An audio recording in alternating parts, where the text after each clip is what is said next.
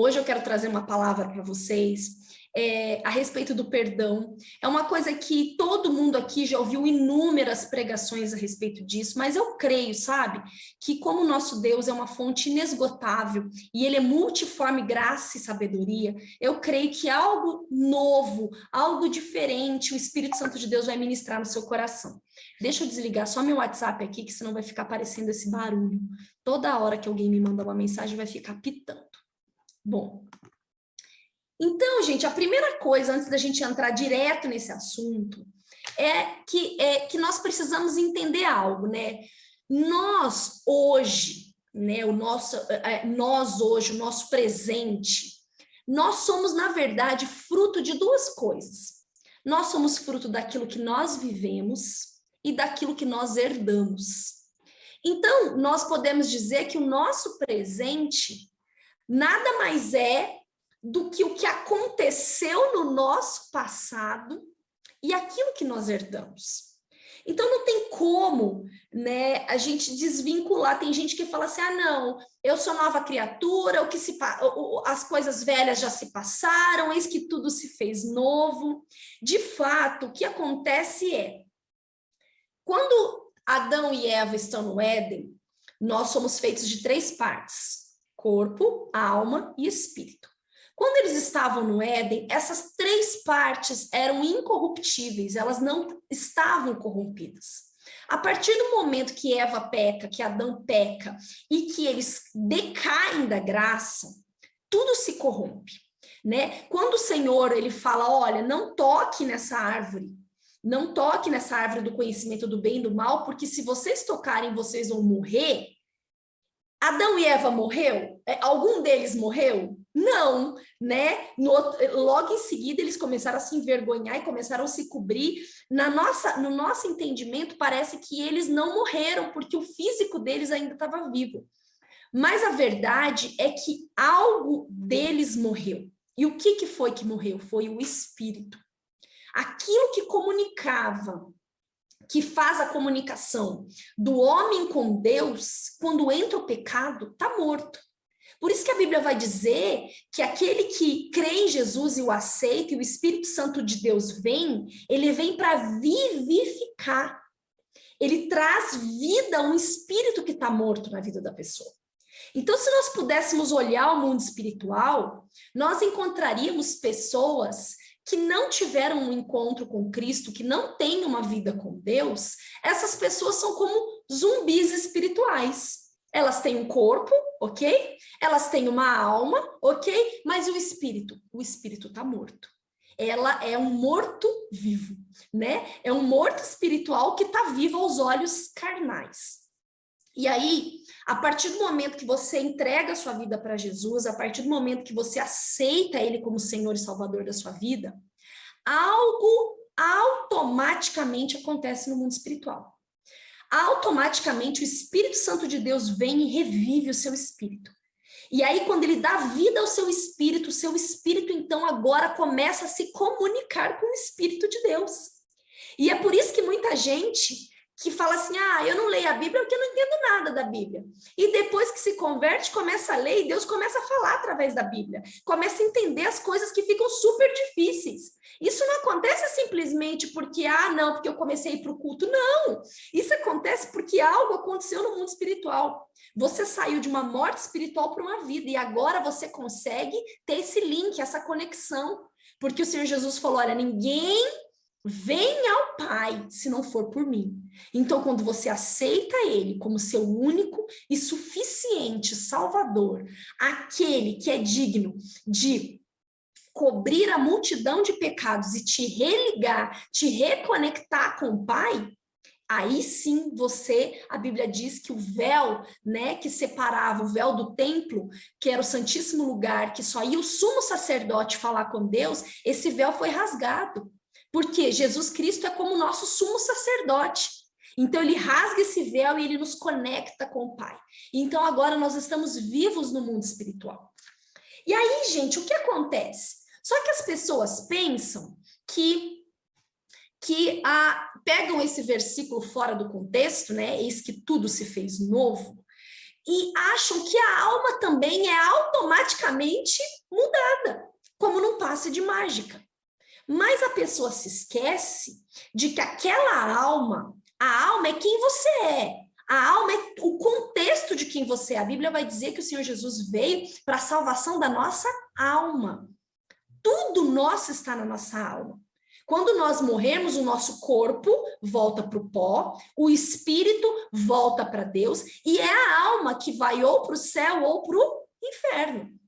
Então, essa alma, ela não é automaticamente mudada e renovada, como as pessoas pensam. Porque essa alma foi construída. Desde o nascimento, ela foi construída. E agora precisa ter um processo para que ela seja santificada, para que essa pessoa entenda que muita coisa vai ter que ser desconstruída da mente dela e reconstruída pela palavra de Deus. Por isso a palavra de Deus fala que nós somos a construção do Pai, porque Ele está nos construindo nele.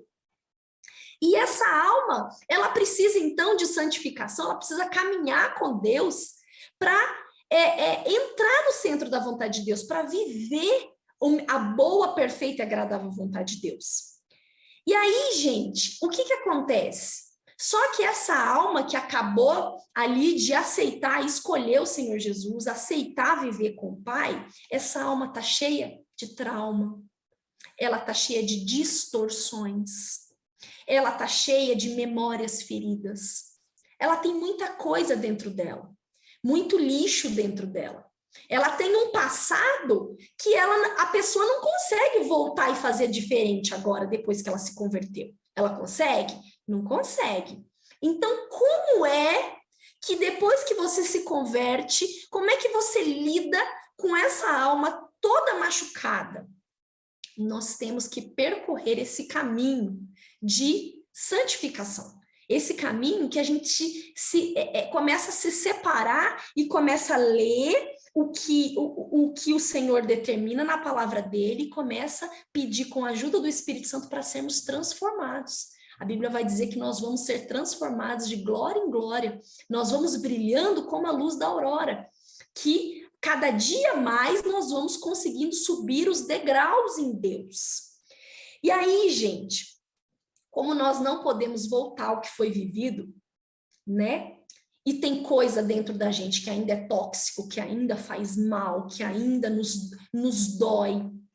Não tem como o Espírito Santo de Deus mostrar para você um caminho, por exemplo, olha, você vai ter que ser uma pessoa que vai ter que se dar bem com todos. Você é uma pessoa, procure a paz com todos. Você é uma pessoa que vai ter que honrar o seu pai e sua mãe. Como é que você vai honrar o seu pai e sua mãe, de repente, se você não fala com eles? Se até a sua conversão você tem inúmeras mágoas e ressentimentos que você não consegue se comunicar ali. Então, o que acontece?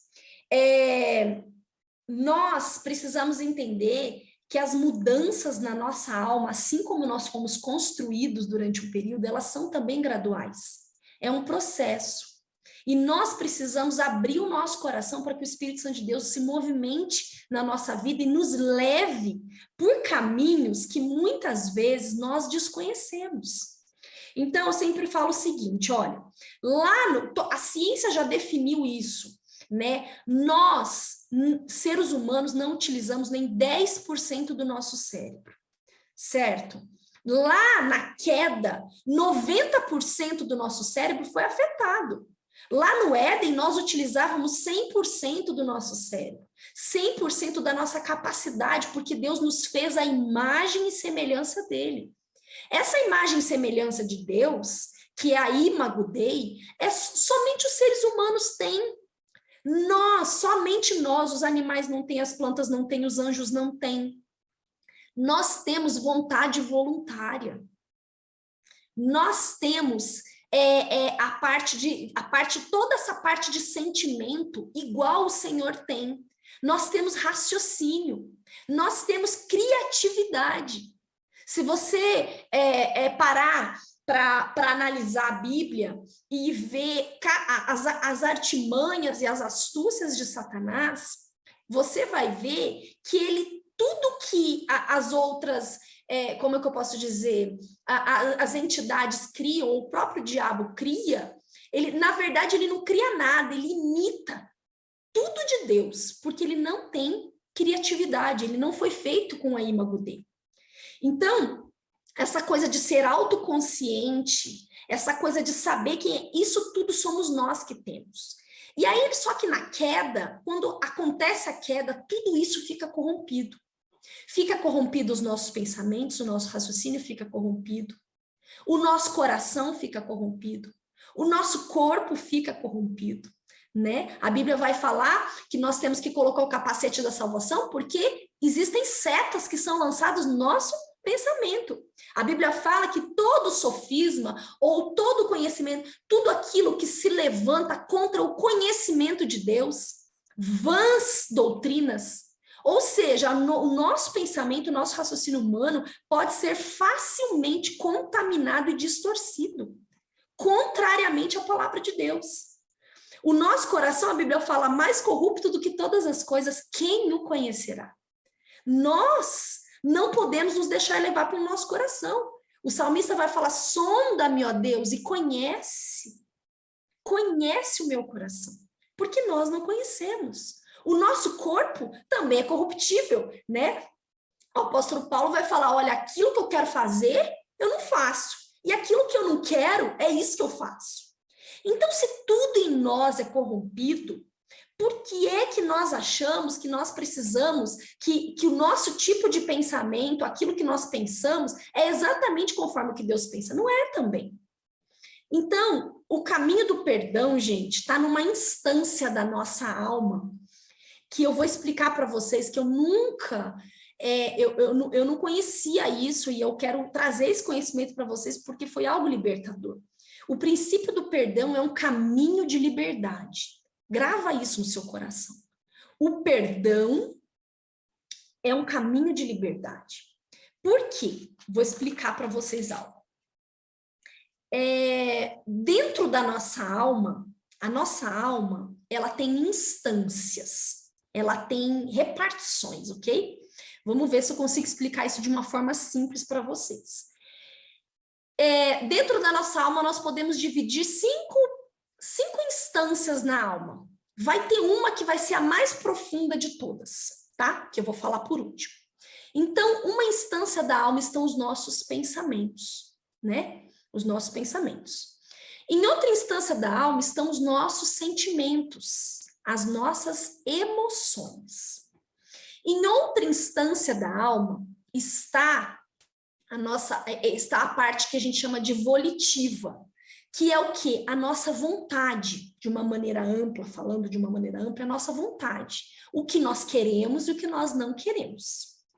Num outro pedaço, a quarta instância da alma, está a nossa consciência. Sabe, tô com peso na consciência. De onde vem essa consciência? A consciência vem da nossa criação, daqueles valores morais que foram embutidos em nós desde pequenos. Então, assim, se o seu pai ou sua mãe te ensinou que mentira é pecado, é horrível, é feio, não pode, é algo abominável, quando você mente, a sua consciência pesa.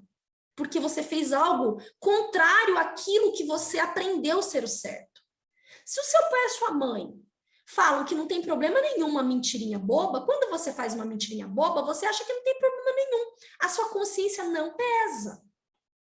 Então, a consciência, ela, na verdade, ela não manda em nada. Ela é uma balancinha de acordo também, muitas vezes, e infelizmente, com o mau legado que os nossos pais passam. Porque se eles não forem cristãos, eles vão ensinar coisas equivocadas e isso vai ser instalado na nossa consciência. E aí, gente, tem a parte mais importante da nossa alma. A parte mais profunda da nossa alma, que é o nosso livre-arbítrio. É onde você escolhe. Então, o livre-arbítrio é o mais importante, por quê? Porque independente do que você pensa, você pode escolher de outra forma. Independente do que você sente, você pode escolher de outra forma. Independente do que a sua consciência manda, você pode escolher de outra forma.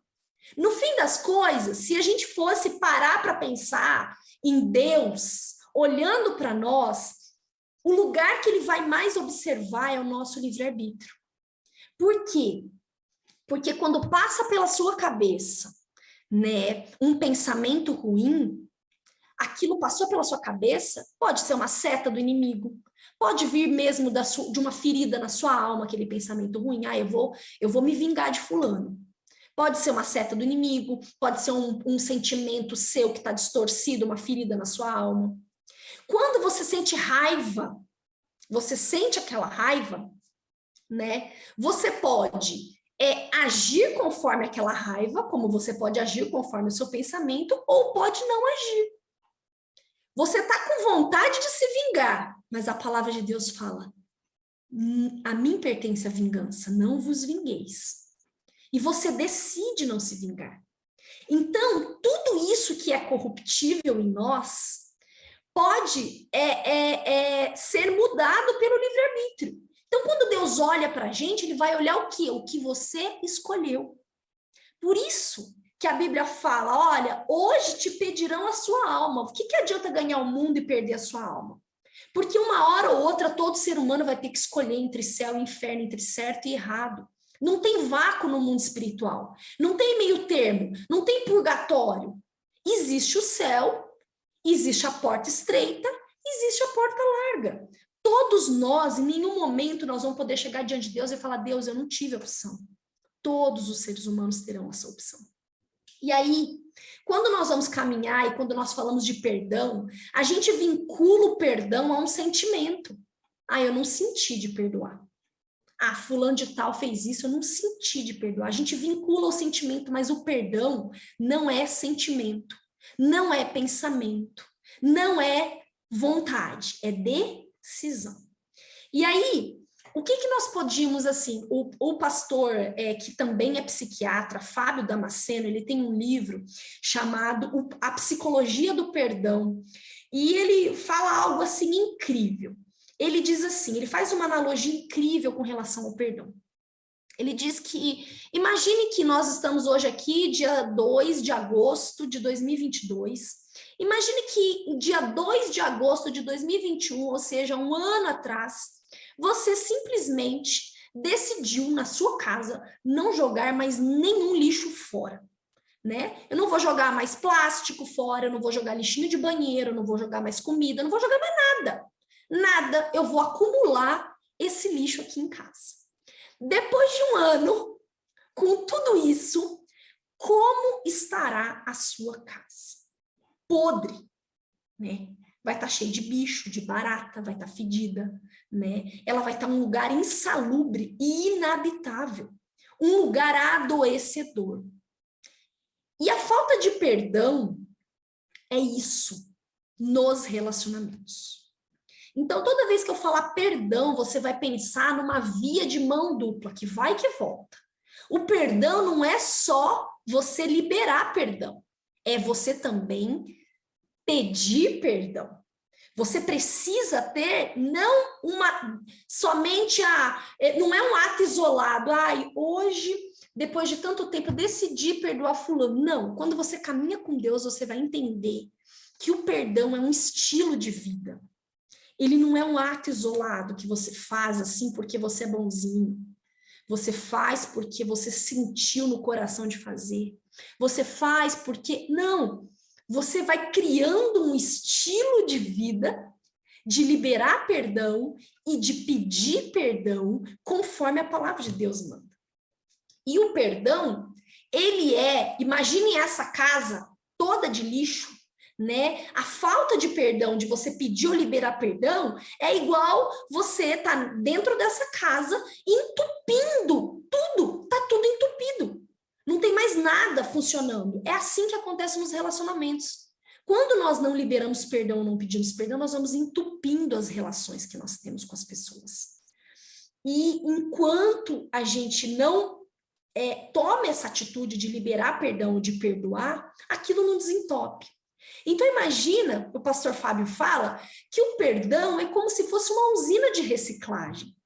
Você vai pegar esse lixo, vai colocar nessa reciclagem e de uma forma sobrenatural, olha, com a sua atitude, com o seu livre-arbítrio, você vai decidir colocar nessa reciclagem. Isso vai se tornar um adubo para a sua vida, para você crescer, para você frutificar em Deus. Então, agora que eu já dei esse panorama aí, mais ou menos, né, para vocês conseguirem entender mais ou menos, nós vamos entender o que o perdão faz no mundo espiritual. O perdão, gente, é um pecado imperdoável para Deus. Ah, mas você não sabe o que eu sofri. O que você não sabe o que essa pessoa me fez. Foi algo terrível, né? Por que para Deus é algo imperdoável? Porque alguém pagou uma dívida que você jamais poderia pagar. De toda a sua existência, de todo o que você acumulou de pecados, alguém sem pecado nenhum pagou isso. A Bíblia vai dizer que não é necessário que ninguém diga como é a natureza humana, ninguém testemunhe de como é a natureza humana, porque ele mesmo, o Senhor Jesus mesmo, sofreu na pele o que é ter essa natureza. Em todas as coisas ele foi tentado e ele sofreu. Então, quando você chega para Deus e fala, Deus, eu não consigo, ele entende, mas ele não admite. Ele não vai, a Bíblia vai dizer que ele resiste o soberbo, porque o não pedir perdão ou não liberar perdão é uma atitude de orgulho. Vem, na verdade, dessa nossa carne corrompida. Vem, na verdade, de uma alma distorcida. Você acha que quando você perdoa uma pessoa que te fez muito mal, você está acabando com a sua dignidade. Você está destruindo a sua autoestima. Você não está dando valor nenhum para você mesmo, né? E esse é um conceito maligno e carnal. E quando você também, né, não libera perdão, quando você guarda aquele ressentimento dentro de você, vamos chamar isso de uma couraça de ressentimento, você tem a sensação de que você não está se amando e você está fazendo uma graduação de bobo, de idiota, né? Você está... Oi? Alguém falou alguma coisa? Que você está jogando no lixo um senso de justiça que você deveria ter. Mas não é esse o caminho que Jesus nos ensina. A palavra de Deus vai dizer que o Senhor Jesus, ele era difamado, ele era maltratado, ele era caluniado, mas ele não caluniava, ele era difamado, mas ele não difamava. Você não vai ver Jesus em nenhum momento de uma maneira reativa, uma pessoa que bateu, levou. Você vai ver Jesus sempre pagando o mal com o bem. Por quê? Porque ele era proativo. Ele tinha o coração desprendido de todo orgulho, ele tinha o coração desprendido de todo ressentimento, ele não era uma pessoa que segurava aquilo, ferida. Ele era uma pessoa resolvida. E é por esse caminho que o Senhor quer nos levar. Aí, nós vamos abrir a Bíblia, então, porque já são 8h10 já, eu vou ter que correr aqui. Vamos abrir a Bíblia, então, só para a gente entender o que o perdão é diante de Deus e diante do mundo espiritual. E por que muitas vezes o perdão, a falta de perdão, o ressentimento, a mágoa, alimenta espíritos malignos, né? É alimento de demônio. Então, vamos lá, gente. Mateus 6, capítulo 6, 14 e 15, vamos abrir aí.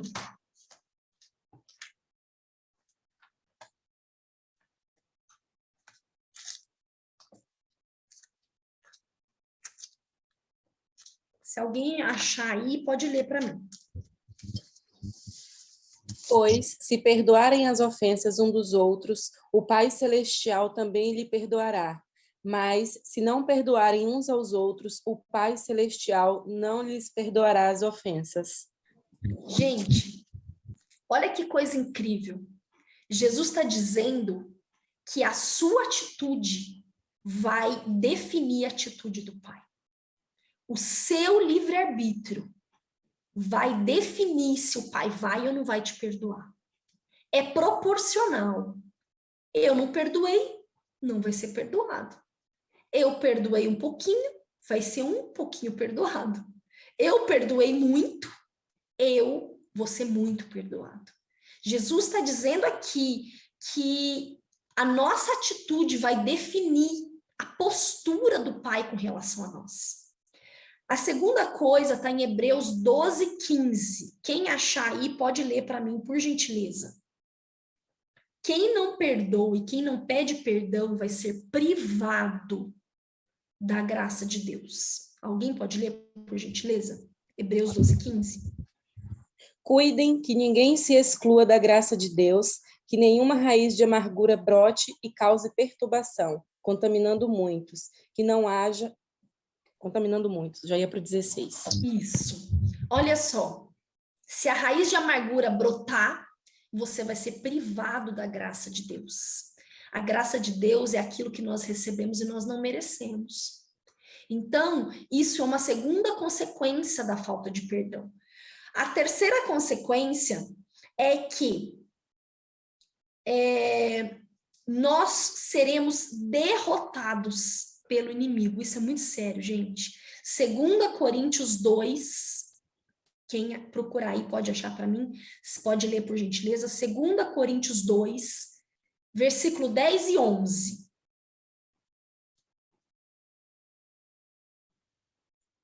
Vou ler.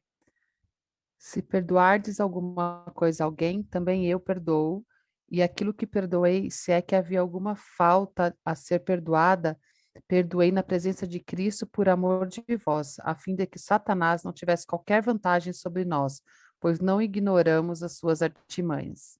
Gente, obrigada, Adri. Aqui está mostrando que quando nós não perdoamos, Satanás tem vantagem sobre nós, né? Ele tem vantagem, ele pode reter uma bênção, ele pode segurar coisas que já estariam liberadas para nós, mas não são liberadas, nós ficamos praticamente paralisados. E, na verdade, no mundo espiritual, nós estamos aprisionados. Nós achamos que não liberar perdão na vida do outro, nós aprisionamos o outro, mas não é verdade, né? Todo mundo aqui já deve ter ouvido falar que você não liberar perdão é aquela pessoa que prepara o veneno e ela toma o veneno, esperando que o outro morra. Mas, na verdade, quem vai morrer é ela. Então, aqui nós vimos aí que a Andresa leu que nós seremos derrotados pelo inimigo. Ele terá vantagem sobre nós por uma falta de perdão ou falta de pedido de perdão. Gente, toda vez que você lê mágoa, ressentimento, você precisa entender que é os dois. Né? Não é simplesmente eu liberar o perdão no outro, é o outro estar ofendido comigo e eu não ir até ele para pedir perdão.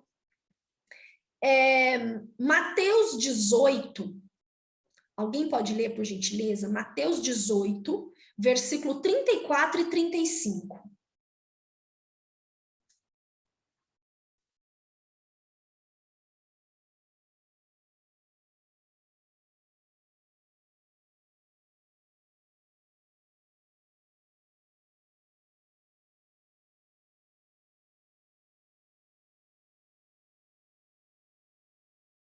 Cláudia, repete de novo, é Mateus 18 o quê? Mateus 18, versículo 34 e 35. Irado, seu senhor entregou-o aos torturadores até que pagasse tudo o que devia. Assim também lhe fará meu Pai Celestial, se cada um de vocês não perdoar de coração a seu irmão. Ai, desculpa, estava no mudo. Gente, essa daí é uma passagem bem que nós já conhecemos, eu não vou ler a parábola toda, mas o Senhor Jesus está explicando que o reino de Deus é igual a um rei, né, que mandou vir aquele que devia muito para ele. E essa pessoa chegou e falou, olha, paga tudo que você me deve, senão eu vou prender você e e toda a sua família. Gente, vejam que o Senhor Jesus está fazendo uma comparação, uma metáfora, dizendo, olha, é assim o reino dos céus. Vem um rei, um justo juiz, que é Deus, e chega diante de nós e fala, me paga tudo o que você deve, senão vai ficar preso você e toda a sua família. E aí a Bíblia vai dizer que esse cara, essa pessoa, chega para ele e fala, Senhor, eu não tenho como te pagar. Mesmo que eu vendesse tudo, eu nunca teria como te pagar. Não prenda a mim e minha família. E imploro perdão. E esse credor, esse juiz, que é justo, mas é amoroso, mas é misericordioso, decide então liberar aquela pessoa de toda a dívida dela. É o que o Senhor faz conosco. Nós temos uma dívida impagável, nós chegamos diante dele e fala, Senhor, em nome de Jesus, perdoa todos os nossos pecados. Imploramos o perdão dele, ele vai e nos perdoa. Aí, a parábola diz que essa pessoa que acabou de ser liberada de uma dívida impagável, que deixaria preso ele por toda a vida e a família dele por toda a vida, sai do palácio e encontra alguém que lhe deve nem 1% ou 5% do que ele devia para aquele outro. E fala, olha, paga o que você me deve. E ele fala, não tenho como pagar, me dá um tempo, paga o que você me deve. E a Bíblia vai dizer que o soldado escuta e corre contar para aquele rei e diz, olha, esse homem, essa pessoa que você acabou de perdoar uma dívida impagável, está lá cobrando um devedor que deve muito pouco para ele.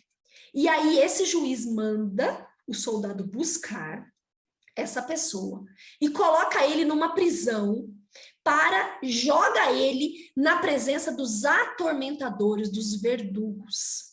Veja, gente, isso acontece no mundo espiritual. Essa falta de perdão abriu no mundo espiritual uma legalidade, onde espíritos de tormento, verdugos, atormentadores ficarão lá atormentando aquela pessoa com inúmeras coisas, né? Em inúmeras situações, simplesmente pela falta de perdão. Eu vou falar para vocês aqui, tem um bispo da Igreja Nova Vida, o bispo Macalister, que ele tem um livro sobre perdão. E ele começa a contar várias situações, e ele tem uma experiência de gabinete muito grande. Ele diz que muitas pessoas não eram curadas das suas enfermidades, inclusive físicas, por ressentimento, por falta de perdão. Acho que não é novidade para ninguém aqui, muita gente, né? Todo mundo sabe que existem as doenças psicossomáticas, existem as doenças que a ciência não encontra solução. Muitas vezes são doenças que estão no mundo espiritual, né? Com brechas abertas no mundo espiritual que precisam ser curadas. Que só vão poder ser curadas, o físico só vai ser curado, o físico só vai ser liberto a partir do momento que aquelas brechas forem fechadas no mundo espiritual. Por quê? A doença física, na verdade, não deixa de ser uma prisão na vida da pessoa. Então, esse bispo fala isso, ele faz essa comparação, ele fala, olha, muitos que caminharam comigo num caminho de perdão foram livres, curados de suas doenças e enfermidades, doenças físicas, após liberarem perdão. É como se aquilo fosse a prisão, né? Então, gente, o que acontece? Como eu disse para vocês, né, o problema é que nós queremos perdoar só dentro de um pensamento racional, dentro da nossa consciência. Só que eu falei para vocês que nós usamos 10% do nosso cérebro, o nosso cérebro é dividido em 3 partes, eu já expliquei para vocês aqui na célula. É dividido em consciência, subconsciência e inconsciência. Nós temos 10% só da nossa consciência. A subconsciência deve ter umas 15, 20%, o resto é tudo no inconsciente. Então, nós conhecemos a respeito de nós mesmos apenas 10%. E por óbvio que quando alguém te magoa, ou quando você precisa ir atrás, se humilhar para uma pessoa, você tem mecanismos de defesa no seu cérebro que diz, não vai, não faz isso, você vai se humilhar, não faz isso, você não vai dar valor em você, não faz isso, você não está sendo justo, não é justo o que ele fez. Esses mecanismos de defesa do nosso cérebro começam a vir e começam a sufocar aquilo que a palavra fala. Por isso, a Bíblia vai dizer, olha, não vos conformeis com esse século, mas renovei, que as vossas mentes sejam renovadas pelo Espírito de Deus. Pelo Espírito de Deus, para que então conheçais a boa, perfeita e agradável vontade de Deus. O caminho do perdão, irmãos, é um caminho com dois percursos. O primeiro percurso, você usa o seu livre-arbítrio. Tem gente que fala assim, ai, sabe, eu quero perdoar, mas eu não consigo.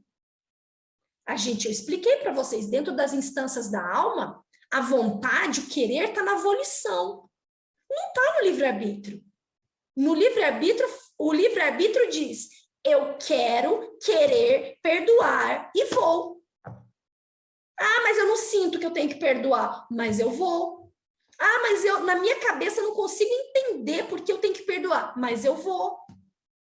Eu não desejo, eu não quero, a volição não quer, mas eu vou. Na minha consciência, a consciência fala assim, olha, você lembra lá, o seu pai te ensinou, você tem que se amar, você tem que se valorizar, não se humilha desse jeito. Mas a palavra de Deus está dizendo, então eu vou. Com o meu livre-arbítrio, eu vou. E aí, quando você age independente do que sente, independente do que quer, independente do que pensa, independente do que a consciência manda, age pela palavra, você está tendo uma atitude de fé. E aí vem o segundo percurso, que é pelo Espírito. Porque quando com o seu livre-arbítrio você faz isso, você entra num lugar chamado quebrantamento. Você se rende. É um lugar de rendição diante do Senhor. E a Bíblia vai dizer o quê, irmãos? Algo tremendo. Um coração quebrantado e contrito, eu, o Senhor, jamais desprezarei. Quando você se quebranta, Ele pega na sua mão e faz você caminhar por esse caminho. É algo sobrenatural que acontece. O perdão, irmãos, não é algo humano, é algo sobrenatural. Quando nós vemos, né, o que Jesus faz, não é algo humano, não entra na nossa cabeça. A Bíblia vai dizer assim que a gente não consegue compreender a grandeza desse amor, que nos amou mesmo sendo pecadores. A Bíblia fala, os profetas vão falar assim, olha, caçaram-me, Jesus, a respeito de Jesus, caçaram-me como um pardal os que sem razão me odeiam. Ele morreu por aqueles que o odeiam. Então, essa dimensão de amor e de perdão é algo que é sobrenatural. Não dá para andar pelo raciocínio, não dá para andar pelo sentimento, você precisa decidir. E a partir do momento que você decide fazer o certo, você se expõe e fala, Senhor, eu quero querer perdoar, eu quero querer ir pedir perdão, e eu vou fazer isso, me ajuda. Não tem como o Espírito Santo de Deus não te ajudar. É impossível. Porque você cumpriu os requisitos que o mundo espiritual fala para você cumprir. Né? Eu sempre falo aqui, o mundo espiritual não é místico, não é mágico, não é negócio, eu vou fazer isso para acontecer isso, vamos quebrar, vamos romper, vamos desligar, Não, irmãos, o mundo espiritual é legalista, o mundo espiritual é formado por leis, regido por leis, ninguém lá, nem aqui, dá um passo descumprindo uma lei soberana do Criador sem ter consequência.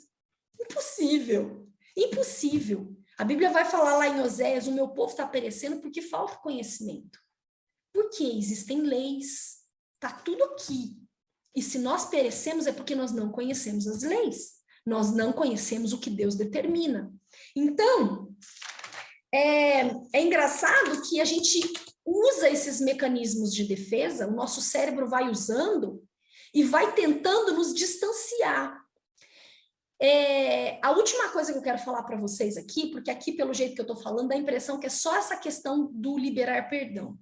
Mas eu quero abrir com vocês uma passagem, né? E alguém pode abrir aí para mim? Está em Mateus 5. Alguém lê, por gentileza, Mateus 5, do 23 ao 26.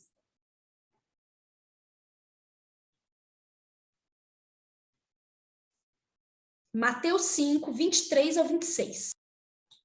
Vou ler, Cláudia. E assim sendo, se trouxeres a tua oferta... tá certo, né? 23, 5, 23, né? Assim sendo, se trouxeres a tua oferta ao altar e te lembrares de quem teu irmão tem alguma coisa contra ti, deixa ali mesmo diante do altar a tua oferta, e primeiro vai reconciliar-te com teu irmão, e depois volta e apresenta a tua oferta. Entra em acordo depressa com teu adversário, enquanto está com ele a caminho do tribunal, para que não aconteça que o adversário te entregue ao juiz, o juiz te entregue ao carcereiro e te jogue na cadeia. Com toda certeza afirmo que de maneira alguma sairás dali, enquanto não pagares o último centavo. Irmãos, essa passagem é forte, hein? Essa passagem é forte.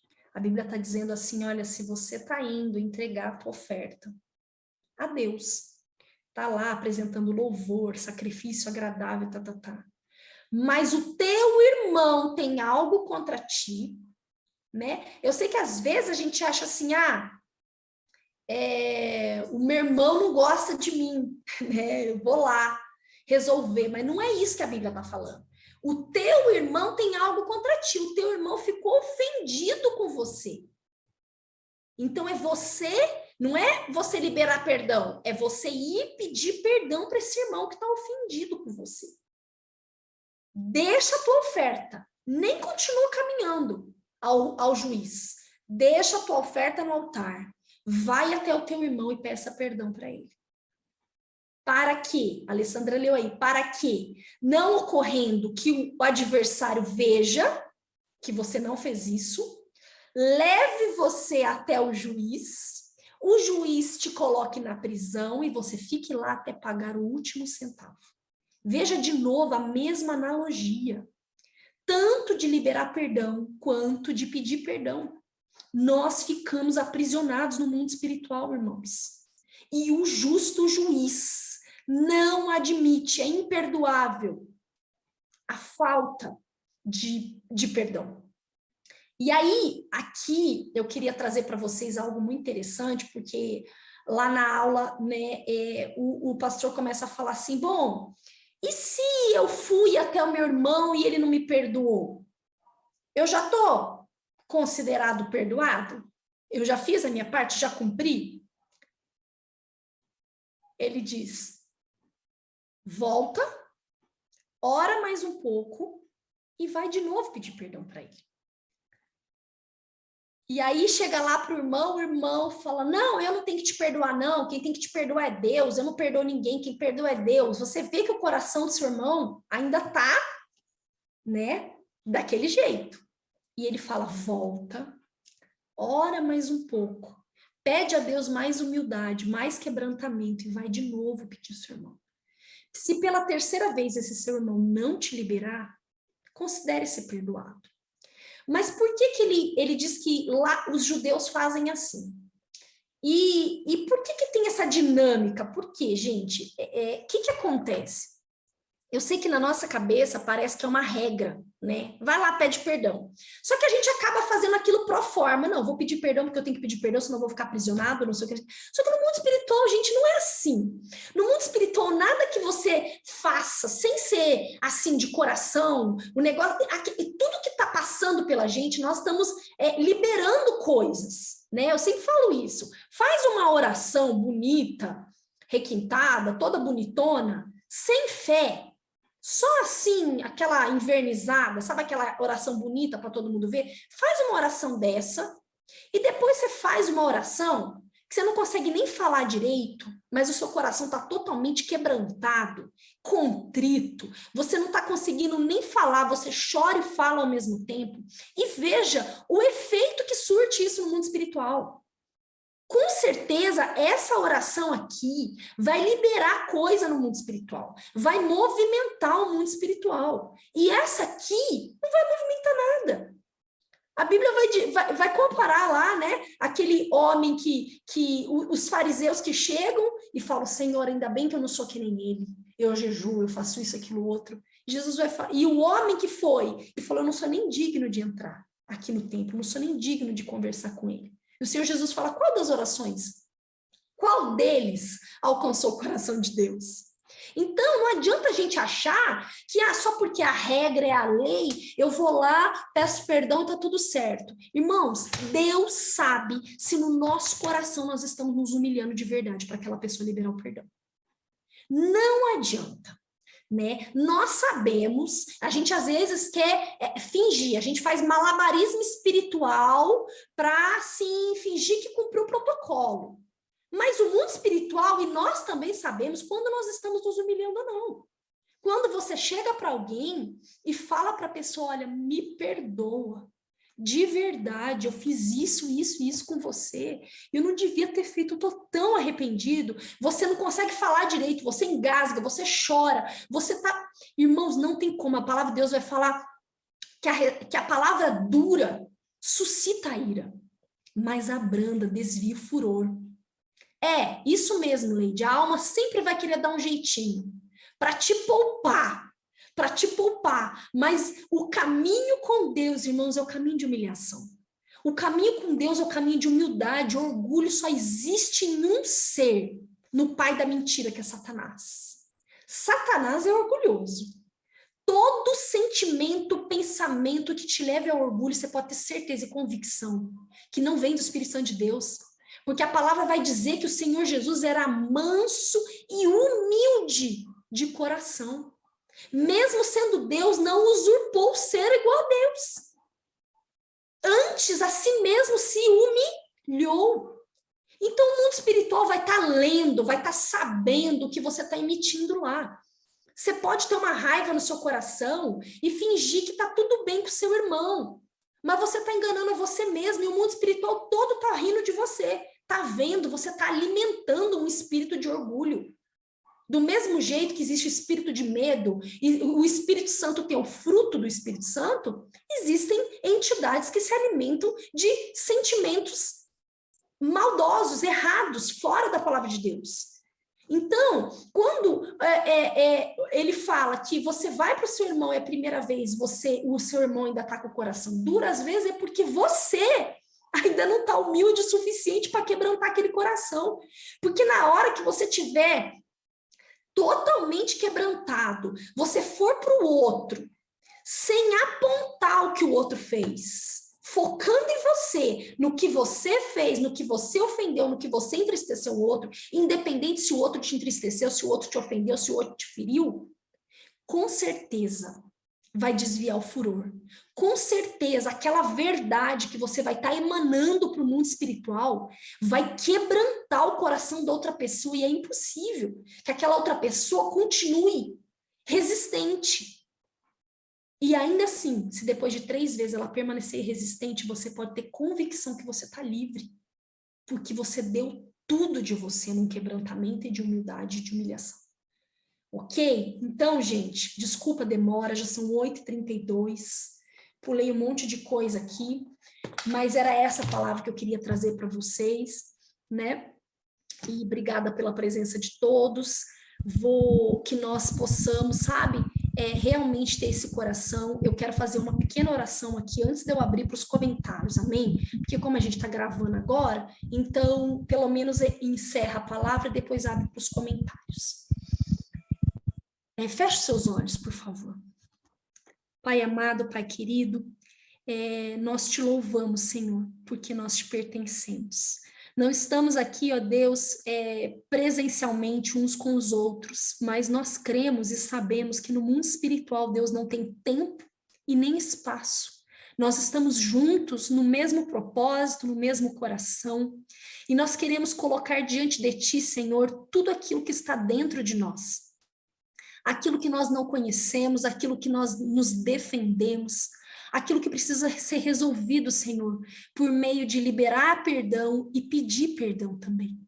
Pai, nós te pedimos que o Teu Santo Espírito vá no nosso inconsciente, não queremos ficar presos somente na nossa consciência. no pouco que conhecemos de nós mesmos, mas queremos te pedir que o teu Santo Espírito vá no nosso inconsciente e traga ao nosso consciente, à nossa memória, aquilo que ainda nos aprisiona no mundo espiritual, pessoas que nós ofendemos, ó Deus, e precisamos pedir perdão.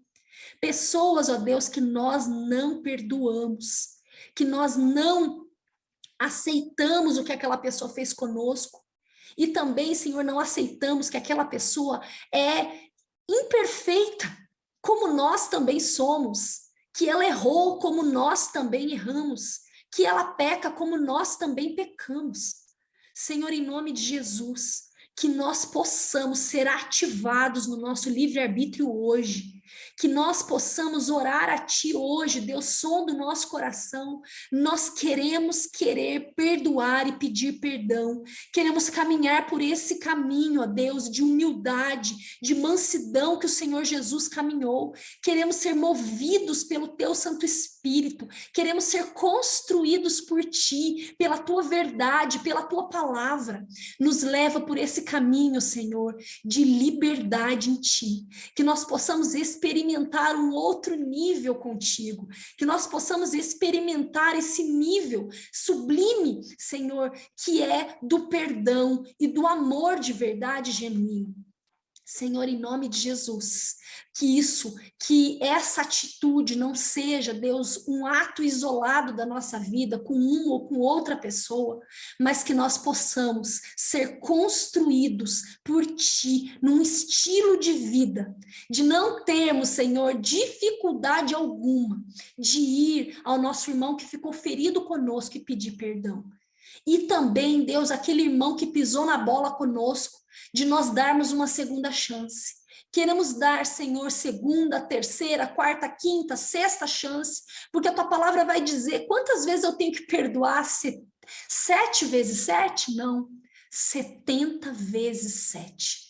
Quantas vezes forem preciso, porque é assim que o Senhor faz conosco. Hoje, Pai, em nome de Jesus, que nós possamos entrar nesse novo lugar, em Ti. Queremos ser filhos maduros e não mais crianças birrentas, Senhor. Crianças, Senhor, que ainda o Senhor não pode delegar responsabilidade alguma, porque ainda estamos bebendo leite. Em nome de Jesus, Paizinho, que o Senhor possa nos levar nesse nível de maturidade, para que nós possamos viver cada dia mais livres em Ti e dentro da Tua palavra. No nome de Jesus, te louvamos e te agradecemos, porque o Teu Santo Espírito, tudo vem de Ti, Senhor, e é o Teu Santo Espírito que nos convence do pecado, da justiça e do Teu juízo, Pai. Em nome de Jesus, amém. Amém, irmãos?